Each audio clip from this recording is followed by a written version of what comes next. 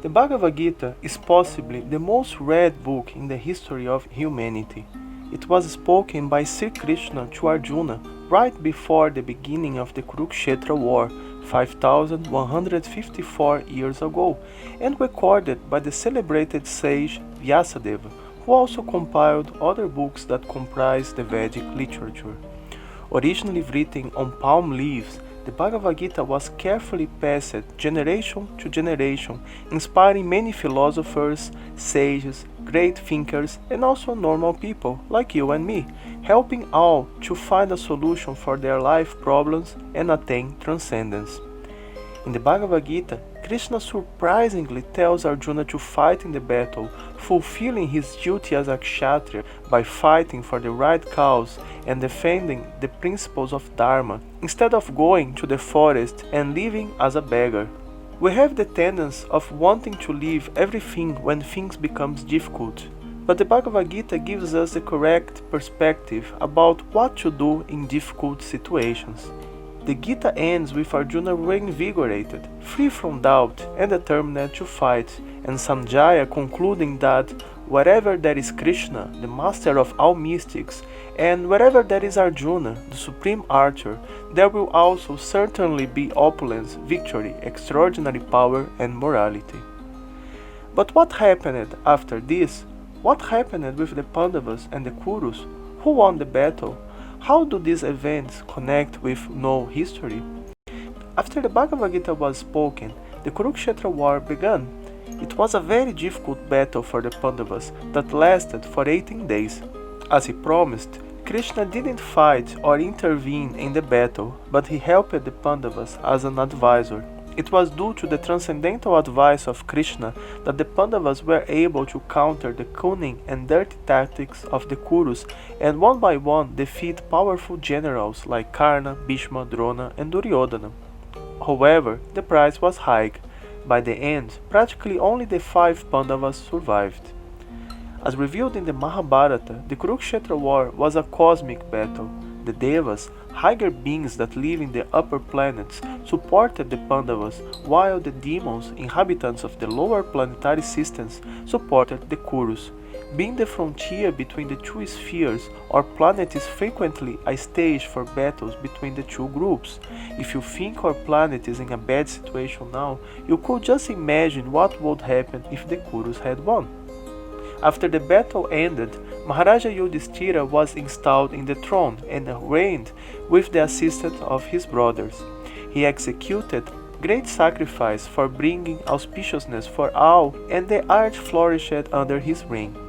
However, 36 years later, having finished his pastimes, Krishna decides to leave this planet and go to another universe. Just as the sun rises and sets, Krishna appears in one universe and executes his pastimes and then moves to the next, just as the sun sets in one place and at the same time rises in another. At every kalpa, each cycle of creation and destruction, Krishna appears one time in each universe. How he can be present in different universes and at the same time remain present in the transcendental realm is a great mystery that we will approach in a future video. To bewilder the atheists, Krishna used the pretext of a great fight between the members of his family, the Yadavas, to withdraw the whole dynasty. All his eternal associates moved with him to the next universe, while the demigods of this particular universe, who had taken birth in the family to participate in Krishna's activities, returned to their respective planets. Krishna's city, Dwaraka, was then immediately swallowed by the ocean and disappeared without a trace. This dramatic event created a strong impression in the collective imagination of all people at the time. The legend of the lost city of Atlantis is nothing more than a tentative way to explain these amazing events from the perspective of ordinary mortals. As soon as the Pandavas heard the news, they decided to also leave this world. Installing Parikshit, The grandson of Arjuna and the last surviving member of the dynasty on the throne, they accepted the renounced order of life and traveled to the Himalayas to practice austerities. Parikshit was the son of Abhimanyu, the powerful teenager warrior who held his own when attacked simultaneously by all the Kauravas generals, using the wheel of a chariot as a weapon. Parikshit was an extraordinarily powerful king, and people were happy under his rule. However, by this time, the age of Kali or Kali Yuga had already begun. Being the last cycle of the cosmic cycle of 4 eras, Kali Yuga is not a very bright period for humanity. During this age, all virtue gradually diminishes and humanity descends into barbarism. Parikshit tried to check the nefarious influence of Kali Yuga to his best capacity, but he ended up being defeated when, by the influence of Kali, Shringi, a Brahmana boy, cursed him to die in 7 days, bitten by a snake. Leaving the throne for his son, Janamejaya, Parikshit used these last days to hear the Srimad Bhagavatam from Sukadeva Goswami, which brought another priceless treasure of knowledge that is now widely available. A.C. Bhaktivedanta Swami Prabhupada stated that while the Bhagavad Gita is the ABCD of spiritual knowledge, the Srimad Bhagavatam is the graduation and post-graduation.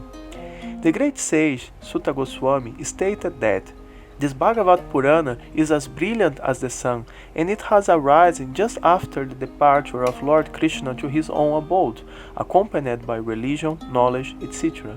Persons who have lost their vision due to the dense darkness of ignorance in the age of Kali shall get light from this Purana.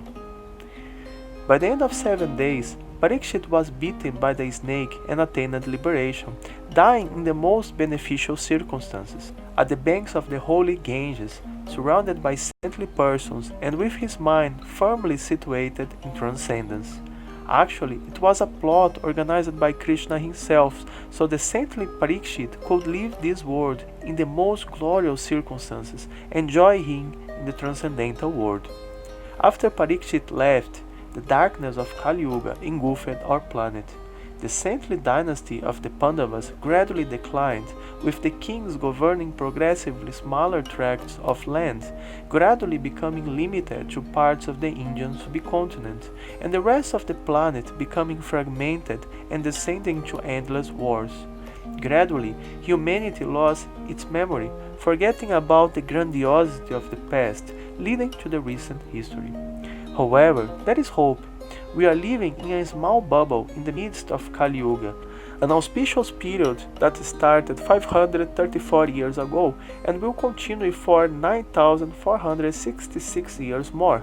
During this period, the influence of Kali Yuga diminishes and humanity will have the opportunity to evolve, both in an individual and collective way, with the possibility of a golden age manifesting. How soon this golden age will appear and to which extent depends on us.